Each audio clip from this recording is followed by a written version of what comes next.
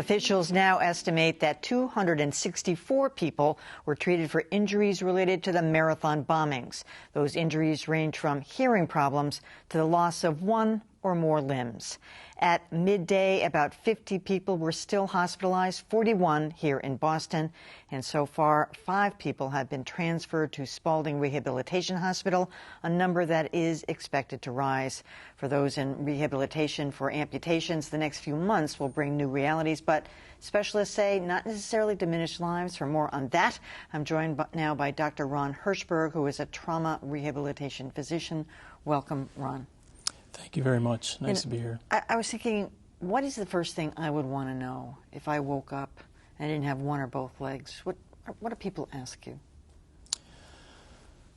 Well, first of all, the level of effort to come together for this recovery effort is unbelievable so far, and you know, from the medical community, the rehabilitation community, our hearts certainly go out to not only the victims, but certainly the families that are going through this.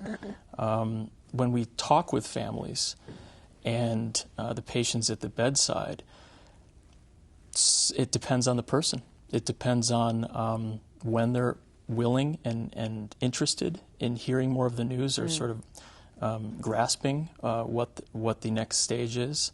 There is a sense of grieving for the actual limb itself. Some will want to know everything right away. Some it will take days to weeks. And I think it's important that we look at everyone individually.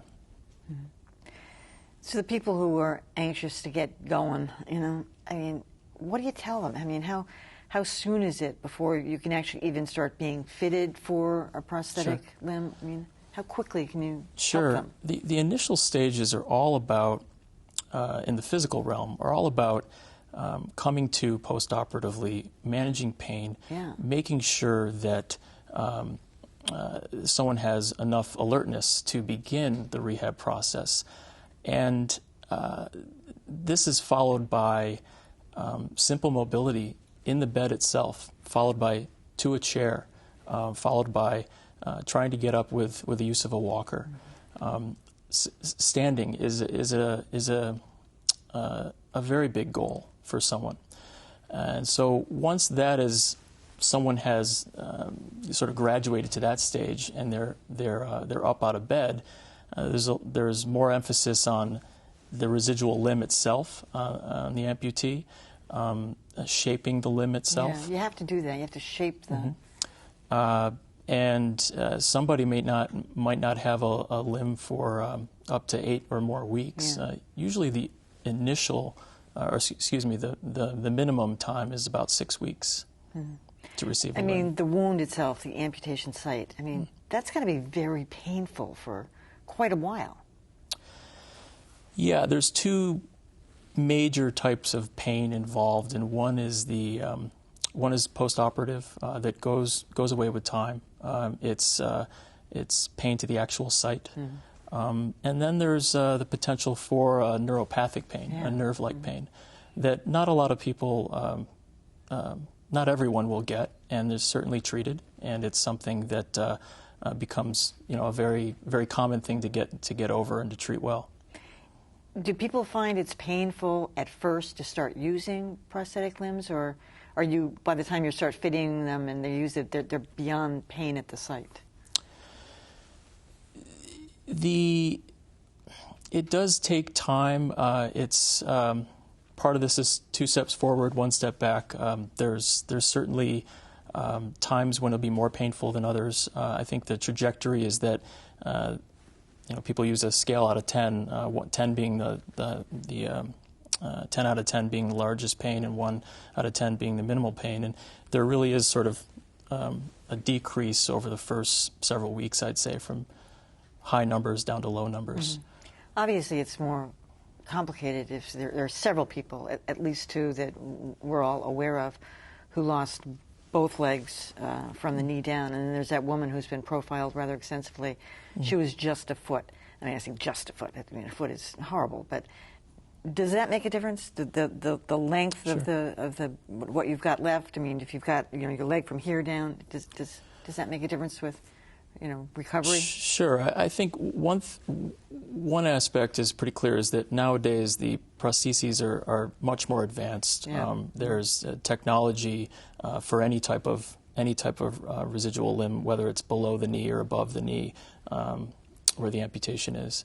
The typical increased metabolic demand on a person is roughly about 20%, 25% higher for someone with a below-the-knee amputation. Above the knee is up to 60% more metabolic demands. And so, and certainly someone with both affected, that rises.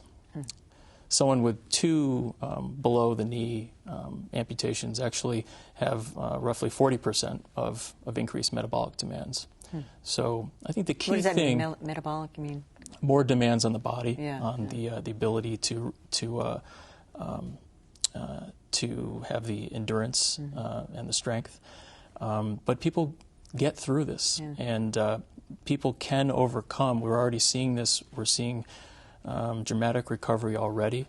I was actually at Spaulding later today, and I saw a woman that just arrived recently, who I had followed over was at she an MGH. amputee?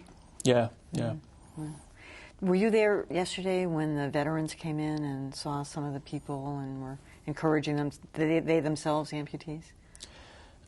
Correct. I was not right there, but I did hear it's just amazing, the outpouring of support, and certainly for the veterans who have a firsthand experience in this tragedy. Because I can imagine one of your first reactions would be to be very angry and pissed off. I mean, I know I would be. And so to find yourself, in a situation where you're now relating to people who've literally been in a war zone, it must give them some sense of, hope. True. I think that brings to mind, peer visitors and people that have amputations, whether they're in the military or not. There's many people that have come out to help and support the victims, and there's nothing like being able to relate with someone that's gone through this at the early stages, both in acute care and certainly at Spaulding and certainly at Rehab.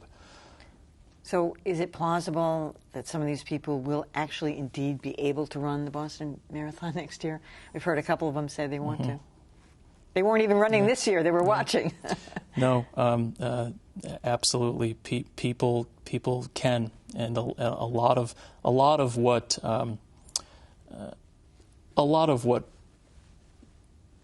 gives potential is were they runners before, yeah, right. Of course, and also the drive that they have, and certainly the ones that want to, I think, have every reason to expect that as a really realistic goal. How has this been for the MGH team? I know you all pulled together, but just have that magnitude of trauma come into the hospital at one time. Well, I can say as a rehabilitation physician or physiatrist, I work with a team of surgeons that have really,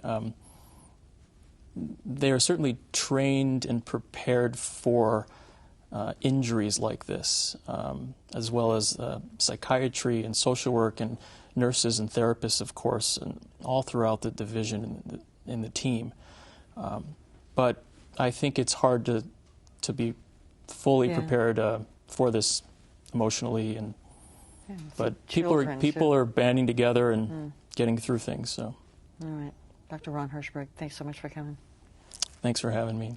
Yeah. All right, well, coming up, the art of knowing when it's time to start enjoying the arts again.